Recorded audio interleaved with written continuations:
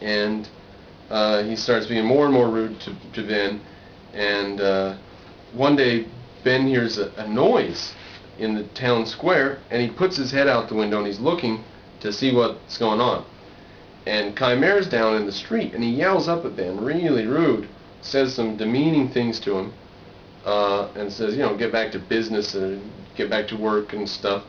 And Ben just says, that's the last straw, he's done with it. So he has out with it, and one of the guys named Meredith, I believe the Oxford scholar, an Oxford scholar who had actually fallen to the point where he'd become an indentured servant with Chimera.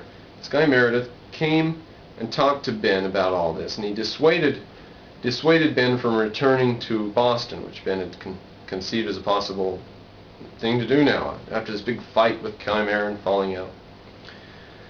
He reminded me that Chimera was in debt for all that he possessed, that his creditors began to be uneasy, that he kept his shop miserably, sold often without a profit for ready money, and often trusted without keeping accounts, that he must therefore fail, which would make a vacancy that I might profit of.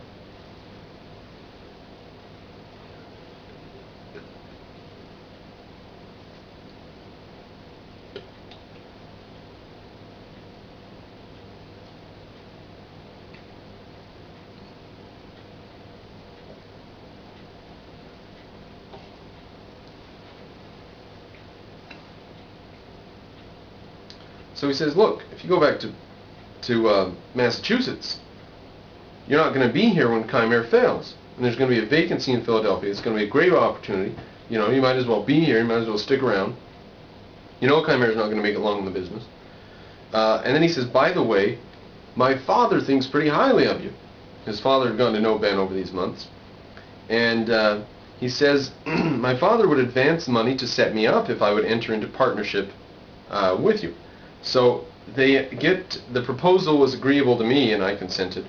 I gave an inventory to his father. The things were sent for from England.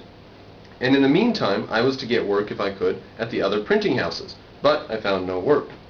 Now, Chimera got this contract to print money for New Jersey, paper money. And it was quite a big job, and it required a lot of skill, a high amount of skill, because there has to be a high amount of regularity and so forth. And he thought Franklin could probably do it. So he sent me a very civil message that old friends should not part for just a few words. Meredith persuaded me to comply. Meredith was like, go ahead, you know, go back to Chimera. You can't find any other work right now. Well, we got the printing presses are on the way from England. So I returned to Chimera's printing house to do the New Jersey job. I contrived a copper plate press for it, the first that had been seen in the country. Nice. He had the very first copper plate press. And he got the job done, and it worked well. And Chimera received so large a sum for the work as to be enabled thereby to keep himself longer from ruin. Now remember, the whole point of Ben staying there was that eventually Chimera will fail. So anyways, this contract really helps him out, gets a lot of debts paid off and stuff.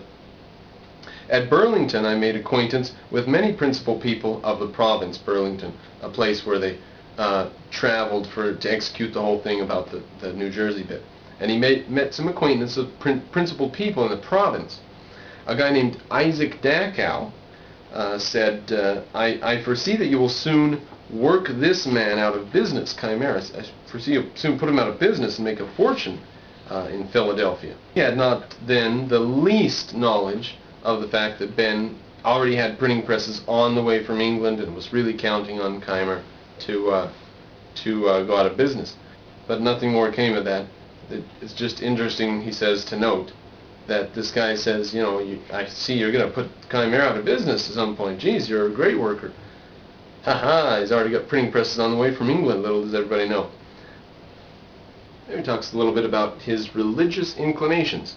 He says, my parents had early given me religious impressions and brought me through my childhood, but I was scarce 15 when I began to doubt of the revelation itself. Some books against deism fell into my hands.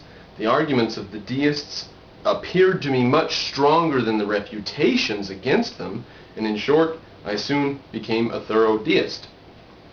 Now just a note, I'll probably make a note of this in another video to make sure it gets seen, but this is how heavily edited this is. You are not getting the full story. I'm editing up to 50 or 60% of the text out of the way in some places. So I'm giving you a real digested thing here. If you want the whole story, you do need to go to the biography itself. And I'm skipping just boring parts, and I'm cutting out like a paragraph that's a total side issue. I usually cut that. If it doesn't refer to anything before or after and it doesn't have a good point in itself, just because of time, just to shorten this. But anyways, he says he soon became a thorough deist. My London pamphlet, he printed a pamphlet outlining a philosophical idea he had, which was there's no such thing as right and wrong. Everything that we do is right. There's no such thing as virtue or vice. There's just naturalness. And within a number of years, he was done with that idea. But he printed a pamphlet in 1725, and it had this for its motto. Lines from Dryden, D-R-Y-D-E-N. Whatever is right, but purblind man sees but part of the chain. The nearest links he his eyes not carrying to that equal beam that poises all above. So, he's saying people are myopic. They just see the close-by events and they call things right and wrong, but they don't see the whole picture and that there is no morality. He says he had these lines in his pamphlet, and he concluded that nothing could possibly be wrong in the whole world. But he says he doubted whether some error had not insinuated itself unperceived into my argument. Now, he's wondering, his argument seems to be rational all the way through, but is there some mistake at some point, which would mean it's actually an irrational argument, because it doesn't conform to the facts of reality. It's the difference between rational and irrational. You can't say it's rational because it follows the premises. If the premises themselves are irrational, the conclusion is irrational. Contrary, modern logicians to the contrary notwithstanding. He says, I doubted whether some error had not insinuated itself unperceived into my argument, so as to infect all that followed, as is common in metaphysical reasoning.